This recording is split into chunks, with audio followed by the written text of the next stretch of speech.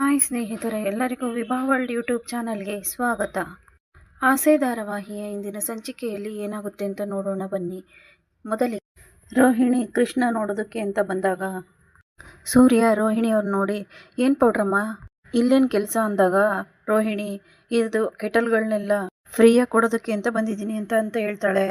ಆಗ ಸೂರ್ಯ, ಏನೋ ಎಲ್ಲ ಫ್ರೀಯಾಗಿ ಕೊಡ್ತಾ ಇದ್ದೀರಿ, ಹಾಗಾದರೆ ಒಂದೇ ತಿಂಗಳಲ್ಲಿ ಅಂಗಡಿ ದಿವಾಳಿ ಆಗಿಬಿಡುತ್ತೆ ಅಂದಾಗ ರೋಹಿಣಿ, ಇಲ್ಲ ಇದನ್ನು ಮಾತ್ರ ಫ್ರೀಯಾಗಿ ಕೊಡ್ತಿರೋದು, ಈ ಆಸ್ಪತ್ರೆಗೆ ಬೇಕಾಗಿರೋ ಎಲ್ಲ ವಸ್ತುಗಳನ್ನು ನಮ್ಮ ಅಂಗಡಿಲೇ ತಗೋಬೇಕು ಅಂತ ಡೀಲ್ ಮಾತಾಡೋಕ್ಕೆ ಬಂದಿದ್ದೀನಿ ಅಂತ ಹೇಳ್ತಾಳೆ. ಆಗ ಸೂರ್ಯ, ಓ ಹೌದಾ ಪೌಡ್ರಮ್ಮ, ಇದೊಂಥರ ಚೆನ್ನಾಗಿದೆ, ಆದರೆ ಇದನ್ನೆಲ್ಲ ಪೆಂಗೆನೆ ಬಂದು ಮಾಡೋಕ್ಕಾಗಲ್ವಂತ ಅಂಗಡಿಲೇ ಚೇರ್ ಹಾಕೊಂಡು ಗಮ್ಮಕ್ಕಂಗೆ ಕುತ್ಕೊಂಡ್ಬಿಟ್ಟವನ ಅಂದಾಗ ಮೀನಾ, ಇದೊಂಥರ ಒಳ್ಳೆ ಐಡಿಯಾ ರೋಹಿಣಿ, ಚಿಕ್ಕ ವಸ್ತು ಕೊಟ್ಟು ದೊಡ್ಡ ವಸ್ತುನ ತಗೊಳ್ಳೋ ಥರ ಮಾಡೋದು ಅಂತಾಳೆ.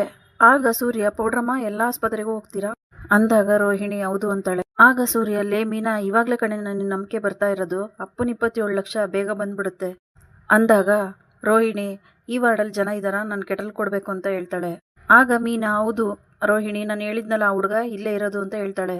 ಆಯ್ತು ಸರಿ, ನಾನು ಹೋಗ್ತೀನಿ ಅಂತ ಹೇಳ್ತಿರುವಾಗ ಸೂರ್ಯ, ಪೌಡ್ರಮ್ಮ 1 ನಿಮಿಷ ನಿಂತ್ಕೋ, ಇದು ಸ್ವಲ್ಪನೂ ಸರಿ ಇಲ್ಲ ಅಂತ ಹೇಳಿದಾಗ ರೋಹಿಣಿ, ಸರಿ ಇಲ್ಲ ಅಂತ ಭಯದಲ್ಲೇ ಕೇಳ್ತಾಳೆ. ನೀವು ಮಾತ್ರ ನಿಮ್ಮ ಬಿಸ್ನೆಸ್ ಡೆವಲಪ್ ಮಾಡಿದ್ರೆ ಸಾಕ ಅಂತ ಹೇಳಿ ತನ್ನ ಕಾರ್ಡನ್ನು ತೆಗೆದು ರೋಹಿಣಿ ಕೈಗೆ ಕೊಟ್ಟು, ನೀನು ಜಗ್ ಕೊಡುವಾಗ ಇದನ್ನು ಆಸ್ಪತ್ರೆಯಿಂದ ಡಿಸ್ಚಾರ್ಜ್ ಆಗಿ ಹೊರಗಡೆ ಹೋಗ್ತಾರಲ್ಲ, ಆಗ ಅವರು ನನ್ನ ಕಾರ್ನು ಬುಕ್ ಮಾಡ್ಬೋದು, ಇನ್ನೊಂದ್ರ ಜೊತೆ ಕೊಟ್ಬಿಡು ಅಂತ ರೋಹಿಣಿ ಕೈಗೆ ಕೊಟ್ಟಾಗ, ಸರಿ ಆಯ್ತು ನೀವೀಗ ಮನೆಗೆ ಹೋಗ್ತಾ ಇದ್ದೀರಾ ಅಂತ ಕೇಳ್ತಾರೆ. ಆಗ ಮೀನಾ, ಇಲ್ಲ ರೋಹಿಣಿಯವರೇ, ಕ್ಯಾಂಟೀನ್ಗೆ ಹೋಗ್ತಾ ಇದ್ದೀವಿ, ಮಾಡಿ ಮಾತ್ರೆ ತಗೋಬೇಕು, ಹಾಗೆ ಹುಡುಗನ ಅಜ್ಜಿಗೂ ತಿಂಡಿ ತಂದು ಕೊಡಬೇಕು ಅಂದಾಗ ರೋಹಿಣಿ, ಯಾಕೆ ಮೀನಾ ನಿಮ್ಗಿದೆಲ್ಲ, ಮನೆಗೆ ತುಂಬ ಸುಸ್ತಾಗಿದ್ದೀರಾ, ಮನೆಗೆ ಹೋಗಿ ರೆಸ್ಟ್ ಮಾಡಿ ಅಂತಾಳೆ. ಆಗ ಮೀನಾ, ಇಲ್ಲ ರೋಹಿಣಿಯವರೇ, ನಮ್ಮನ್ನು ಬಿಟ್ಟರೆ ಈ ಊರಲ್ಲಿ ಅವ್ರಿಗೆ ಬೇರೆ ಯಾರು ಗೊತ್ತಿಲ್ಲ, ಅದು ಅಲ್ಲದೆ ಅವ್ರಿಗೆ ಯಾರು ಇಲ್ಲ ಅಂದಾಗ ಸೂರ್ಯ, ಪೌಡ್ರಮ್ಮ ಹೋಗಿ ನಿನ್ನ ಕೆಲಸ ನೋಡ್ಕೊ, ಮೀನಾ ಬಾರಮ್ಮ ಹೋಗಿ ಬರೋಣ ಅಂತ ಹೇಳಿ ಕರ್ಕೊಂಡು ಹೋಗ್ತಾನೆ. ಈ ಕಡೆ ರೋಹಿಣಿ ಒಳಗಡೆ ಬಂದು ಕೃಷ್ ನೋಡಿ ತುಂಬಾ ಬೇಜಾರು ಮಾಡ್ಕೊತಾಳೆ.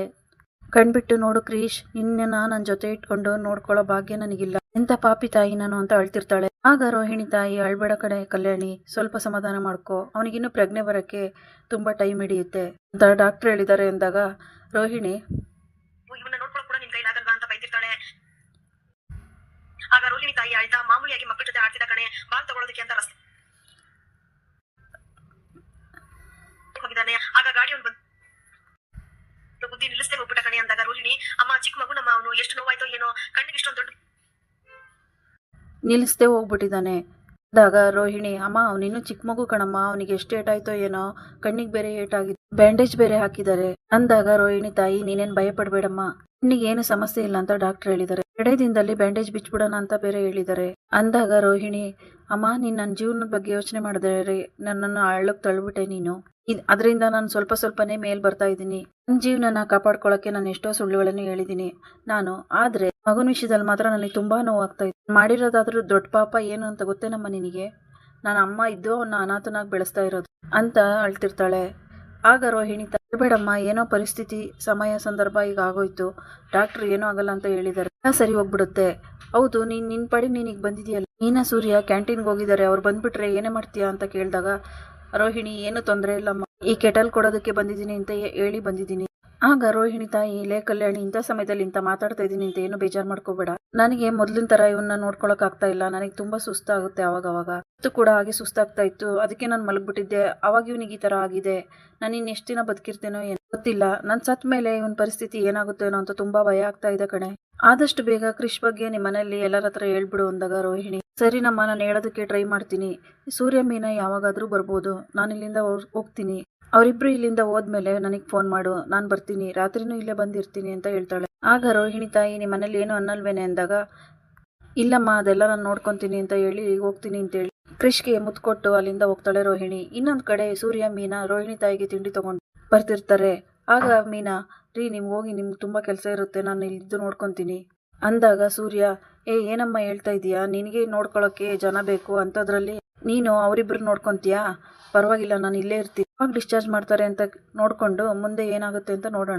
ಆಗ ಮೀನಾ ರೋಹಿಣಿ ನೋಡಿ, ಮೀನಾ ಅವರೇ ನಿಮ್ಮ ಕೆಲಸ ಎಲ್ಲ ಮುಗೀತಾ, ಹುಡುಗನ ನೋಡಿದ್ರಾ ಅಂತ ಕೇಳಿದಾಗ, ಹೌದು ಮೀನಾ ಅವರೇ ನೋಡಿದೆ, ಅವ್ರನ್ನ ಹತ್ರ ವಿಚಾರಿಸ್ದೆ, ಅವ್ರನ್ನ ವಿಚಾರಿಸಿದಾಗ ತುಂಬ ಪಾಪ ಅನ್ನಿಸ್ತು ಅಂತಾಳೆ. ಆಗ ಮೀನಾ, ಪಾಪ ರೋಹಿಣಿ ಅವರೇ, ಅವರು ಮಗುಗೆ ಬ್ಯಾಂಡೇಜ್ ಹಾಕಿದ್ದಾರೆ, ಕಣ್ಣಿಗೆ ಏಟು ಬಿದ್ದು ಅಜ್ಜಿ ಒಬ್ಬರೇ ಹಿಡ್ಕೊಂಡು ನೋಡ್ಕೊತಿದ್ದಾರೆ.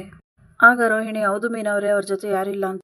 ಆಗ ಸೂರ್ಯ, ಪೌಡ್ರಮ್ಮ ನಿನಗೆಲ್ಲ ಇದೆಲ್ಲ ಯಾಕೆ ಗೊತ್ತಾಯ್ತು ಅಂದಾಗ ರೋಹಿಣಿ ಅವ್ರ ಹತ್ರ ವಿಚಾರಿಸಿದಾಗ ಹೇಳಿದ್ರು ಅಂತಾಳೆ. ಆಗ ಮೀನಾ ಹುಡುಗಿಗೆ ಅಪ್ಪ ಅಮ್ಮ ಅಂತ ಯಾರೂ ಇಲ್ಲ, ಪಾಪ ಅನ್ಸುತ್ತೆ ಅಂತ ಅಂದಾಗ ಸೂರ್ಯ, ಲೇ ಅವಳ ಅತ್ತೆ ಅನ್ನೋಳು ಇದ್ದಾಳಂತಲೇ ಅಂತಾನೆ. ಅದಕ್ಕೆ ಮೀನಾ, ಹೌದ್ರಿ ಅವ್ರಿದಾರಂತೆ, ಆದರೆ ದುಬೈಲಿ ಇದಾರಂತೆ ಅಂದಾಗ ಸೂರ್ಯ, ವಯಸ್ಸಾದ ತಾಯಿನೂ ಚಿಕ್ಕ ಮಗುನು ಬಿಟ್ಟು ಅಲ್ಲಿ ದುಬೈಯಲ್ಲಿ ಅಂಥದ್ದೇನೆ ಸಂಪಾದನೆ ಮಾಡ್ತಾಳೆ ಅವಳು. ಒಬ್ರು ಹೀಗೆ ಕಣೆ, ತಮ್ಮ ಸ್ವಾರ್ಥಕ್ಕೆ ತನ್ನ ಬಗ್ಗೆ ಯೋಚನೆ ಮಾಡ್ತಾರೆ. ಅಲ್ಲ ಅವಳು ಜಾಲಿಯಾಗಿ ಊರ್ ಸುತ್ಕೊಂಡಿರ್ತಾಳೆ ಅಂತಾನೆ. ಆಗ ರೋಹಿಣಿಗೆ ಕೋಪ ಬಂದು, ನೀವ್ ಹೋಗಲ್ವ ಇಲ್ಲಿಂದ, ನಿನಗ್ ಜ್ವರ ಅಂದ್ರಿ, ಮನೆಗೆ ಹೋಗಿ ರೆಸ್ಟ್ ಮಾಡೋದು ತಾನೆ ಅಂದಾಗ ಮೀನಾ, ರೋಹಿಣಿ ಅವರೇ, ಆ ಹುಡುಗ ಕಂಡ್ಬಿಟ್ ಮೇಲೆ ಡಿಸ್ಚಾರ್ಜ್ ಯಾವಾಗ ಮಾಡ್ತಾರೆ ಅಂತ ತಿಳ್ಕೊಂಡು ಮುಂದೆ ಏನ್ ಮಾಡೋದು ಅಂತ ನೋಡ್ತೀವಿ ಅಂತಾಳೆ. ಆಗ ಸೂರ್ಯ, ಲೇ ಮೀನಾ, ಮೊದ್ಲು ಅವ್ರಿಗೆ ಕೇಳಿ ದುಬೈಲಿರೋ ಮಗಳು ಇಲ್ಲಿಗೆ ಬರೋ ತರ ಮಾಡ್ಬೇಕು, ಆಮೇಲೆ ಮಗ ಮುಖ್ಯನಾ ದುಡ್ಡು ಮುಖ್ಯನಾ ಅಂತ ಕೇಳ್ಬೇಕು, ಕಣ್ಣಿಗೆ ಏನಾದ್ರೂ ಅವಳು ಬಿದ್ಲು ಅಂತ ಇಟ್ಕೋ, ರಪ ರಪ ಅಂತ 4 ಬಾರಿಸ್ಬೇಕು ಅನಿಸ್ತಾ ಇದೆ ಅಂದಾಗ ಮೀನಾ, ರೀ ಅವರು ಕೂಡ ಪಾಪ ಕಣ್ರಿ, ಅವ್ರು ಇನ್ನೇನ್ ಮಾಡ್ತಾರೆ, ದುಡ್ಡು ಸಂಪಾದನೆ ಮಾಡ್ಬೇಕು ತಾನೆ, ದುಡ್ಡು ಸಂಪಾದನೆ ಮಾಡಿದ ಮೇಲೆ ಇವ್ರನ್ನ ಇಬ್ಬರನ್ನ ಚೆನ್ನಾಗಿ ನೋಡ್ಕೋಬಹುದು, ಅದಕ್ಕೆ ಅಂತ ಕೆಲ್ಸಕ್ಕೆ ಅಂತ ಹೋಗಿರ್ತಾರೆ ಅಂತಾಳೆ. ಆಗ ಸೂರ್ಯ, ಯಾಕೆ ಬೇರೆ ದೇಶಕ್ಕೆ ಹೋಗಿ ಮಾತ್ರ ಸಂಪಾದನೆ ಮಾಡಕ್ಕಾಗುತ್ತಾ, ಇಲ್ಲಿ ಸಂಪಾದನೆ ಮಾಡಕ್ಕಾಗಲ್ವಾ ಅಂದಾಗ ರೋಹಿಣಿ ಕೋಪ ಬಂದು, ಅದೆಲ್ಲ ನಿಮ್ಗೆ ಯಾಕೆ ಅಂತಾಳೆ. ಆಗ ಸೂರ್ಯಂಗೆ ಮತ್ತೆ ಮೀನಂಗೆ ಶಾಕ್ ಆಗಿ ನೋಡ್ತಿರುವಾಗ ರೋಹಿಣಿ, ಇಲ್ಲ ಅದು ಅವ್ರ ಪರ್ಸನಲ್, ಅದನ್ನ ನಾವೇ ಕೇಳಕ್ಕಾಗುತ್ತೆ ಅಂತ ಹೇಳ್ದೆ ಅಷ್ಟೇ, ನೀವು ಮೀನನ್ ಕರ್ಕೊಂಡು ಹೋಗಿ, ನಿಮ್ಗೂ ಕೆಲಸ ಇರುತ್ತಲ್ವಾ ಅಂದಾಗ ಮೀನಾ, ಪರವಾಗಿಲ್ಲ ರೋಹಿಣಿ ಅವರೇ, ನಮ್ಗೇನ್ ಕೆಲಸ ಇರುತ್ತೆ, ನಾವು ದಿನಗೂಲಿ ಮಾಡೋರಲ್ವಾ, ಒಂದಿನ ಕೆಲಸ ಇಲ್ಲದ್ರು ಇನ್ನೊಂದಿನ ಕೆಲಸ ಇರುತ್ತೆ, ನೀವಾಗಲ್ವಲ್ಲ ದೊಡ್ಡ ಬಿಸ್ನೆಸ್ ಮಾಡೋರು, ಒಂದಿನ ಬಿಟ್ರು ನಿಮ್ಗೆ ದೊಡ್ಡ ಲಾಸ್ ಆಗುತ್ತೆ, ನೀವ್ ಹೋಗಿ ನಿಮ್ ಕೆಲಸ ನೋಡ್ಕೊಳ್ಳಿ ಅಂದಾಗ ಸೂರ್ಯ ಆಗ್ತಿರ್ತಾನೆ. ಆಗ ರೋಹಿಣಿ, ಸರಿ ನಾನು ನೀನ್ ಬರ್ತೀನಿ ಅಂತ ಹೊರಟಾಗ ಸೂರ್ಯ, ಮತ್ತೆ ಪೌಡ್ರಮ್ಮ ಇಲ್ಲಿವರೆಗೂ ಬರ್ತೀಯಾ, ಇಲ್ಲಿ ಕೆಲಸ ಮುಗಿತಲ್ಲ, ಇನ್ ಬೇರೆ ಆಸ್ಪತ್ರೆ ನೋಡ್ಕೊಂಡು ಹೋಗು, ಹಾಗೆ ನನ್ನ ಕಾರ್ಡ್ ಕೂಡ ಸೇರಿಸಿ ಕೊಟ್ಬಿಡು ಅಂತ ಹೇಳ್ತಾನೆ. ಆಗ ರೋಹಿಣಿ ಹೋದ್ಮೇಲೆ, ಮೀನಾ, ಪರವಾಗಿಲ್ಲ ಕಣೆ, ನೀನು ಬೆಳಗ್ಗೆನೆ ಆ ಪೌಡ್ರಮ್ಮಂಗೆ ಹೇಳಿದ ಮಾತನ್ನೇ ತಿರುಗಿಸಿ ಅವಳಿಗೆ ಹೇಳ್ಬಿಟ್ಟಲ್ಲ ಅಂತಾನೆ. ರೀ, ನಾನೇನ್ ಬೇಕಂತ ಹೇಳಲಿಲ್ಲ, ಇರೋದನ್ನೇ ಹೇಳ್ದೆ ಅಷ್ಟೇ ಅಂತ ಹೇಳಿ, ಆಯ್ತು ಬನ್ನಿ ಹೋಗೋಣ ಅಂತ ಆಸ್ಪತ್ರೆ ಒಳಗಡೆ ಹೋಗ್ತಾರೆ. ರೋಹಿಣಿ ತಾಯಿಗೆ ತಿಂಡಿ ಕೊಡ್ತಾರೆ. ಕ್ರಿಶ್ಗೆ ಪ್ರಜ್ಞೆ ಬಂದಾಗ ಸೂರ್ಯ ಮೀನಾ ಇಬ್ರು ಸೇರಿ ಕೃಷ್ಣ ಮಾತಾಡಿಸ್ತಾರೆ. ಭಯ ಪಡಬೇಡ, 2 ದಿನದಲ್ಲೇ ಸರಿ ಹೋಗುತ್ತೆ ಅಂತ ಸಮಾಧಾನ ಮಾಡ್ತಾರೆ. ಅಷ್ಟರಲ್ಲಿ ಡಾಕ್ಟರ್ ಬಂದು, ಭಯಪಡ ಅಂತದಿನೇನಿಲ್ಲಮ್ಮ, 2 ದಿನದಲ್ಲಿ ಡಿಸ್ಚಾರ್ಜ್ ಮಾಡ್ಕೊಂಡು ಹೋಗಿ, ಹಾಗೆ ನಾನು ಬರ್ತಿರೋ ಔಷಧಿಗಳನ್ನೆಲ್ಲ ಕರೆಕ್ಟಾಗಿ ಕೊಡಿ ಅಂತ ಹೇಳಿ ಹೋಗ್ತಾರೆ. ಆಗ ರೋಹಿಣಿ, ಈಗಲೇ ಡಿಸ್ಚಾರ್ಜ್ ಅಂತಿದಾರಲ್ಲ, ಕಲ್ಯಾಣಿಗೆ ಒಂದು ಮಾತು ಹೇಳ್ಬೇಕಿತ್ತು ಅಂತೇಳಿ ಮೀನಂಗೆ, 1 ನಿಮಿಷ ಇರಮ್ಮ, ಇಲ್ಲೇ ಬರ್ತೀನಿ ಅಂತ ಹೇಳ್ಬಿಟ್ಟು ಈ ಕಡೆ ಹೊರಗಡೆ ಬಂದು ರೋಹಿಣಿಗೆ ಫೋನ್ ಮಾಡ್ತಾರೆ. ಕಲ್ಯಾಣಿ, ಡಾಕ್ಟರ್ ಇವತ್ತೇ ಡಿಸ್ಚಾರ್ಜ್ ಮಾಡ್ತೀವಿ ಅಂತ ಹೇಳಿದ್ರ ಕಣೆ, ನಾನು ಅವ್ನು ಕರ್ಕೊಂಡು ಊರಿಗೆ ಹೋಗ್ತೀನಿ ಅಂತ ಹೇಳಿದಾಗ ರೋಹಿಣಿ, ಬೇಡಮ್ಮ, ಮತ್ತೆ ಅವನಿಗೆ ಬ್ಯಾಂಡೇಜ್ ಬಿಚ್ಚಕ್ಕೆ ಇಲ್ಲಿಗೆ ಬರಲೇಬೇಕು, 2 ದಿನ ಆಸ್ಪತ್ರೆಯಲ್ಲೇ ಇರ್ತೀವಿ ಅಂತ ಹೇಳ್ಬಿಡು, ರೂಮಿಗೆ ಬೇಕಾದ್ರೆ ನಾನು ದುಡ್ಡು ಕೊಡ್ತೀನಿ, ರಾತ್ರಿ ಬೇಕಾದ್ರೆ ನಿನ್ ಜೊತೆ ನಾನು ಬಂದಿರ್ತೀನಿ ಅಂತಾಳೆ. ಆಗ ರೋಹಿಣಿ ತಾಯಿ, ಬೇಡ ಕಣೆ, ನಾವು ಹೋಗಿ ಬೇಕಾದ್ರೆ 2 ದಿನ ಆದ್ಮೇಲೆ ಬರ್ತೀವಿ, ಹೇಳ್ದಷ್ಟು ಕೇಳಮ್ಮ, ನೀನು ಹೋಗಿ ರಿಸೆಪ್ಷನ್ ಅಲ್ಲಿ ಹೇಳ್ಬಿಡು, ನಾನು ಸಾಯಂಕಾಲ ಬರ್ತೀನಿ. ಹೌದು, ಸೂರ್ಯ ಮೀನಾಲಿಂದ ಹೋದ್ರ ಅಂತ ಕೇಳಿದಾಗ ರೋಹಿಣಿ ತಾಯಿ, ಇಲ್ಲ ಈಗ ಹೋಗ್ತಾರೆ ಅನ್ಸುತ್ತೆ ಕಣೆ ಅಂತ ಹೇಳ್ತಾರೆ.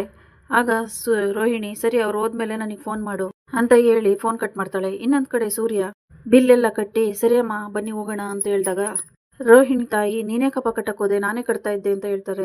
ಆಗ ಸೂರ್ಯ, ಅಮ್ಮ ದುಡ್ಡೇನ್ ಜಾಸ್ತಿ ಆಗ್ಲಿಲ್ಲಮ್ಮ, ಅದಕ್ಕೆ ನಾನೇ ಕಟ್ಬಿಟ್ಟೆ ಅಂತ ಹೇಳ್ದಾಗ ರೋಹಿಣಿ ತಾಯಿ, ನಾವಿಲ್ಲೇ 2 ದಿನ ಇದ್ದು ಬ್ಯಾಂಡೇಜ್ ಬಿಚ್ಚಿದ್ಮೇಲೆ ಹೋಗೋಣ ಅಂತ ಅನ್ಕೊಂಡಿದೀವಪ್ಪ ಅಂದಾಗ ಮೀನಾ, ಅಮ್ಮ ಡಾಕ್ಟರ್ ಹೇಳಾಯ್ತಲ್ಲ, ನೀವೊಬ್ರೇ ಕೃಷ್ಣ ಇಲ್ಲಿ ಹೇಗ್ ನೋಡ್ಕೊಂತೀರಾ ಅಂತಾಳೆ. ರೋಹಿಣಿ ತಾಯಿ, ಊರ್ಗ್ ಹೋದ್ರೆ ಮತ್ತೆ ನಾವಿಗ್ ಬರ್ಬೇಕು, ಅದು ತುಂಬಾ ಕಷ್ಟ ಆಗುತ್ತೆ ಅಂದಾಗ ಸೂರ್ಯ, ಅಮ್ಮ ಇಲ್ಲೂ ಉಳ್ಕೋಬೇಡಿ, ತುಂಬಾ ಕಷ್ಟ ಆಗುತ್ತೆ, ಆಸ್ಪತ್ರೆ ಅಲ್ವಾ, ಸರಿಯಾಗಿ ನಿದ್ದೆ ಬರಲ್ಲ, ಗಲಾಟೆ ಇದ್ದೇ ಇರುತ್ತೆ ಅಂತಾನೆ.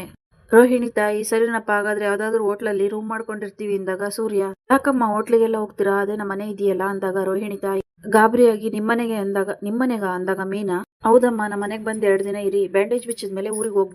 ಆಗ ರೋಹಿಣಿ ತಾಯಿ, ಇಲ್ಲಮ್ಮ ಮೀನಾ, ಅದೆಲ್ಲ ಸರಿ ಹೋಗಲ್ಲ, ನಿಮ್ದು ಕುಟುಂಬ ಅಂದಾಗ ಸೂರ್ಯ, ನೀವು ನಮ್ಮ ಕುಟುಂಬದವ್ರ ತರ ತಾನೇ, ಮನೆಗೆ ಬಂದು 2 ದಿನ ಇದ್ದೋಗಿ, ಒಬ್ರೇ ಇದ್ದು ಕಷ್ಟ ಪಡ್ಬೇಡಿ. ಲೇ ಮೀನಾ, ಎಲ್ಲ ಪ್ಯಾಕ್ ಮಾಡ್ಕೊಂಡು ನಡಿಯಮ್ಮ ಅಂತ ಹೇಳಿ ಕೃಷ್ಣ ಎತ್ಕೊಂಡು ಹೋಗ್ತಾನೆ. ಆಗ ರೋಹಿಣಿ ತಾಯಿ, ಬೇಡಪ್ಪ ಅಂತ ಎಷ್ಟೇ ಹೇಳಿದ್ರು ಕೂಡ ಕೇಳೋದಿಲ್ಲ, ಇರ್ಲೇಬೇಕು ಅಂತ ಹೇಳಿ ಸೂರ್ಯ ಮೀನಾ ಇಬ್ರು ಸೇರಿ ಮನೆ ಕರ್ಕೊಂಡು ಹೋಗ್ತಾರೆ. ಇನ್ನೊಂದ್ ಕಡೆ ರೋಹಿಣಿ ಅವ್ರ ಅಮ್ಮಂಗ್ ಫೋನ್ ಮಾಡ್ತಾನೆ ಇರ್ತಾಳೆ. ಎಷ್ಟು ಫೋನ್ ಮಾಡಿದ್ರು ರೋಹಿಣಿ ತಾಯಿ ತೆಗಿತಾ ಇರಲ್ಲ. ಏನಿದು ಫೋನ್ ತೆಗಿತಾನೆ ಇಲ್ವಲ್ಲ, ಆಸ್ಪತ್ರೆಯವ್ರು ನೋಡಿದ್ರೆ ಡಿಸ್ಚಾರ್ಜ್ ಮಾಡ್ಕೊಂಡು ಹೋದ್ರು ಅಂತ ಹೇಳಿದ್ರು, ಎಲ್ಲಿಗೆ ಹೋದ್ರು ಅಂತ ಯೋಚನೆ ಮಾಡ್ಕೊಂಡು ಫೋನ್ ಮಾಡ್ತಾನೆ ಇರ್ತಾಳೆ. ಆಗ ಮನೋಜ್ ಬಂದು, ಬಾ ರೋಹಿಣಿ, ಬಾ ಊಟ ಮಾಡೋಣ ಅಂದಾಗ, ನಂಗೆ ಹಸ್ವಿಲ್ಲ ಮನೋಜ್, ನೀವು ಹೋಗಿ ಮಾಡಿ. ಆಗ ಮನೋಜ್, ಊಟ ಮಾಡಿ ಅಂಗಡಿಗೆ ಹೋಗೋಣ ಅಂತ ತಾನೇ ಬಂದ್ವಿ, ಟೈಮ್ ಆಗ್ತಿದೆ, ಬಾ ಹೋಗೋಣ ಅಂದಾಗ ರೋಹಿಣಿಗೆ ಕೋಪ ಬಂದು, ಒಂದ್ಸರಿ ಹೇಳಿದ್ರೆ ಅರ್ಥ ಆಗಲ್ವಾ ಮನೋಜ್ ನಿಮಗೆ, ನಂಗೆ ಊಟ ಬೇಡ ಅಂತ ಗದರ್ತಾಳೆ. ಏನಾಯ್ತು ರೋಹಿಣಿ ನಿನಗೆ, ಆ ಕೆಟಲ್ ಎತ್ಕೊಂಡು ಹೋಗಿ ಕೊಟ್ಟು ಬಂದ್ಮೇಲೆ ಒಂಥರ ಆಡ್ತಾ ಇದೀಯಾ ಎಂದಾಗ ರೋಹಿಣಿ ಭಯ ಪಟ್ಕೊಂಡು, ಹಾಗೇನಿಲ್ಲ ಮನೋಜ್, ಈಗೇನು ನಾನು ಊಟ ಮಾಡ್ಬೇಕು ತಾನೆ, ನೀವು ಹೋಗಿರಿ ನಾನು ಬರ್ತೀನಿ ಅಂತ ಹೇಳ್ತಾಳೆ. ಈ ಕಡೆ ಶಾಂತಿನೇ ಅಡ್ಗೆ ಮಾಡಿ, ಇವತ್ತು ಅಡ್ಗೆ ಮಾಡಿ ನನ್ನ ಕೈಕಾಲೆಲ್ಲ ಹೋಯ್ತು, ಮಧ್ಯಾಹ್ನ ಅಡ್ಗೆ ಮಾಡಕ್ ಹೇಳ್ತೀನಿ ಅಂತ ಹೂ ಕಟ್ಟೋಳು ಇಷ್ಟೊತ್ತಾದ್ರೂ ಮನೆಗೆ ಬಂದಿಲ್ಲ ಅಂತ ಬೈತಿರ್ತಾರೆ. ಆಗ ರೋಹಿಣಿ, ಅಮ್ಮ ಯಾಕೋ ಫೋನ್ ತೆಗಿತಾನೆ ಇಲ್ಲ, ಮೀನ ಬಂದ್ಮೇಲೆ ಮೀನಂಗೆ ಕೇಳಿದ್ರೆ ಗೊತ್ತಾಗಬಹುದು ಅಂದ್ಕೊಂತಾಳೆ. ಅಷ್ಟರಲ್ಲಿ ಮೀನಾಗೆ ಹೇಗೆ ಕೇಳೋದು? ಮೀನಾ ಏನಾದರೂ ಡೌಟ್ ಪಟ್ಕೊಂಡ್ಬಿಟ್ರೆ ಅನ್ನುವಾಗಲೇ ಮೀನಾ ಮನೆಗೆ ಬರ್ತಾಳೆ. ಆಗ ಶಾಂತಿ ಏನೇ ಚೆನ್ನಾಗಿ ಊರು ಸುತ್ಕೊಂಬಂದ ಅಂದಾಗ ರಂಗನಾಥ್ ಬಂದು ಸುಮ್ಮನಿರೆ ಶಾಂತಿ, ನಮ್ಮ ಮೀನಾ ಡಾಕ್ಟರ್ ಹತ್ರ ಹೋಗಿದ್ದ, ಏನಂತಂದ್ರು ಅಂತ ಕೇಳ್ತಾರೆ. ಆಗ ಮೀನಾ ಏನಿಲ್ಲ ಮಾವ, ಜ್ವರ ಅಂತ ಮಾತ್ರೆ ಕೊಟ್ಟಿದ್ರೆ 2 ದಿನದಲ್ಲಿ ಸರಿ ಹೋಗುತ್ತಂತೆ ಅಂತ ಅನ್ನುವಾಗಲೇ ಮನೆಗೆ ರೋಹಿಣಿ ತಾಯಿ ಸೂರ್ಯನ ಜೊತೆ ಬರ್ತಾರೆ. ನೋಡಿದ ರೋಹಿಣಿ ಶಾಕ್ ಆಗಿ ಹಾಗೆ ನಿಂತ್ಕೊಂಡ್ಬಿಟ್ಟು, ಆಗ ರಂಗನಾಥ್ ಬನ್ನಿ ಅಮ್ಮ ಒಳಗಡೆ ಅಂದಾಗ ಮೀನಾ ಅವ್ರ ತಾಯಿನ ಒಳಗಡೆ ಕರ್ಕೊಂಡ್ಬರ್ತಾಳೆ. ಆಗ ರೋಹಿಣಿ ಸತ್ಯ ಎಲ್ಲ ಗೊತ್ತಾಯ್ತಾಗಾದ್ರೆ ಅದನ್ನ ಹೇಳಕ್ಕೆ ಇವರು ಮನೆ ಕರ್ಕೊಂಬಂದಿದ್ದಾರೇನೋ ಅಂತ ಮನ್ಸಲ್ಲಿ ಅನ್ಕೊಂಡು ಭಯ ಪಟ್ಕೊತಾ ಇರ್ತಾಳೆ. ಇಲ್ಲಿಗೆ ಈ ಸಂಚಿಕೆ ವಿಡಿಯೋ ಮುಕ್ತಾಯವಾಗುತ್ತದೆ. ಎಲ್ಲ ನಮ್ಮ ಚಾನಲನ್ನು ಸಬ್ಸ್ಕ್ರೈಬ್ ಮಾಡದೆ ನೋಡ್ತಾ ಇದ್ದೀರಾ, ಪ್ಲೀಸ್ ಸಬ್ಸ್ಕ್ರೈಬ್ ಮಾಡಿ. Thanks for watching.